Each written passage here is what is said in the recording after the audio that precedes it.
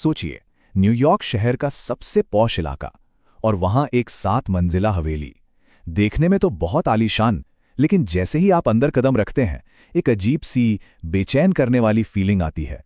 हमारी आज की कहानी बस यहीं से शुरू होती है। नहीं नहीं, ये किसी हॉरर फिल्म का सेट नहीं है।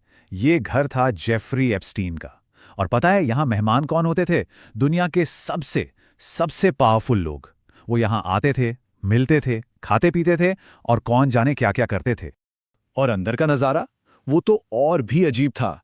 सोचकर देखिए, छत से एक दुल्हन की मूर्ति लटक रही है, ऑफिस में एक असली भरा हुआ बाघ बैठा है और बुकशेल्फ पर क्या रखा है? बदनाम नॉवल लोलिता की पहली कॉपी। मतलब हर एक चीज चीख चीख कर बता रही थी कि यहां रहने वाला इंसान किस तरह की सोच रखता था। तो अब इस कहानी में एक बहुत बड़ा जबरदस्त मोड़ आया है। अमेरिका के न्याय विभाग ने पता है क्या किया? 30 लाख से भी ज्यादा पन्नों के डॉक्यूमेंट्स जारी कर दिए हैं। इन्हीं को कहा जा रहा है एप्स्टीन फाइल्स। और जैसे ही ये फाइल्स बाहर आईं, पूरी दुनिया में मानो एक भूचाल सा आ गया। क्यों? क्योंकि इनमें कुछ ऐसे नए और बड़े नाम सामने आ रहे हैं जिनकी किसी ने कल्पना भी नहीं की थी। तो सवाल अब ये उठता है कि आखिर ये सब हुआ कैसे? एक मामूली college drop out Jeffrey Epstein आखिर इतना ताकतवर, इतना प्रभावशाली बन कैसे गया? और इससे भी बड़ा सवाल यह है कि वो अनटचेबल कैसे बन गया। मतलब उसके पास ऐसा क्या था कि कानून और समाज कोई भी उस तक पहुंच नहीं पाता था। इसका जवाब सिर्फ एक शब्द में है, ब्लैकमेल। जब एफबीआई ने छापा मारा और पीड़ितों ने गवाही दी तो एक ऐसा खौफनाक सच सामने आया। एप्स्टीन की उस आलीशान हवेली में हर जगह, बेडरूम में, बाथरूम में, हर एक कोने में छिपे हुए कैमरे लगे थे और मकसद सिर्फ एक था, अपने पावरफुल मेहमानों की हर एक हरकत को रिकॉर्ड करना। एक विक्टिम है मारिया फामा, उनकी बात से आपको अंदाजा लगेगा। उन्होंने कहा था, टॉयलेट टॉयलेट, बेड बेड। मैंने उसी वक्त सोच लिया कि मैं यहां कभी बाथरूम यूज नहीं करने वाली। सोचिए, ये शब्द बताते हैं कि उस घर में निगरानी का कैसा भयानक जाल बिछा हुआ था। तो ये पूरा ऑपरेशन था बड़ा सिंपल, लेकिन उतना ही शैतानी।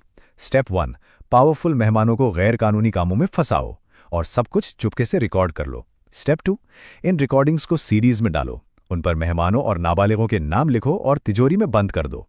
और फिर आता है स्टेप 3, इन्हीं रिकॉर्डिंग्स का इस्तेमाल करके दुनिया के सबसे ताकतवर लोगों को ब्लैकमेल करो और उनसे अपना हर काम निकलवाओ।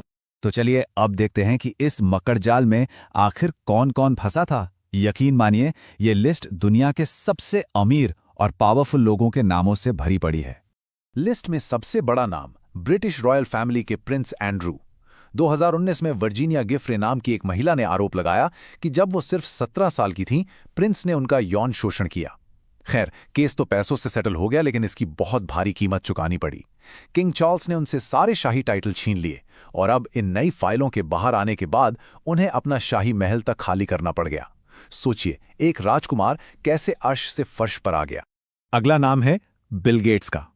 और यहां सबसे चौंकाने वाली बात यह है कि एप्स्टीन को 2008 में सजा होने के बाद भी बिल गेट्स उससे कई बार मिले। इतना ही नहीं, उन्होंने एप्स्टीन के प्राइवेट प्लेन में सफर भी किया।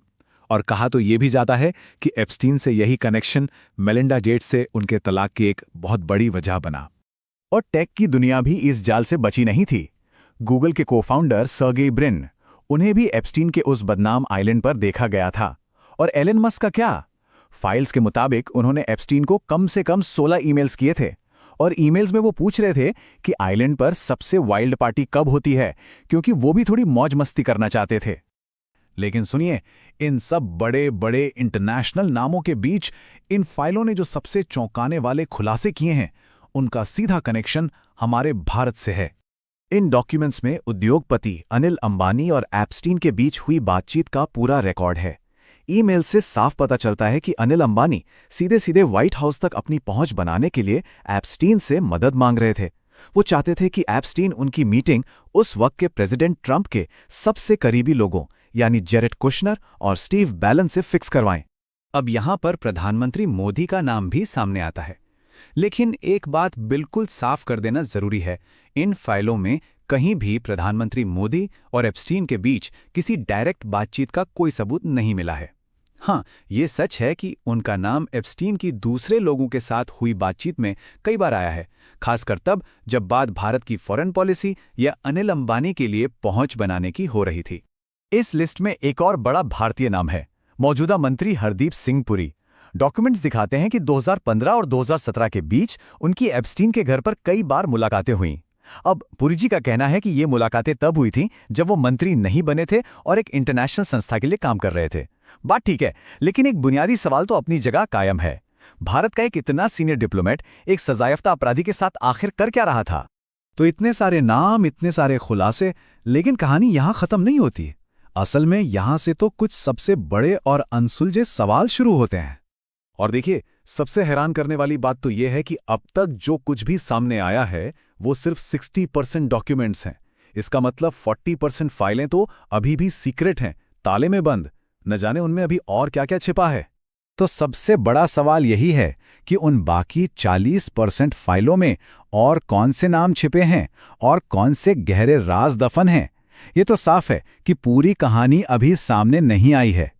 और शायद सबसे ज्यादा परेशान करने वाली बात कि इतना बड़ा ट्रैफिकिंग नेटवर्क, इतने संगीन आरोप, और सजा किसे हुई? सिर्फ एक इंसान को, घिसलीन मैक्सवेल। क्या ये इस तरफ इशारा नहीं करता कि कोई पूरा सिस्टम है जो इन पावरफुल लोगों को बचाने में लगा हुआ है?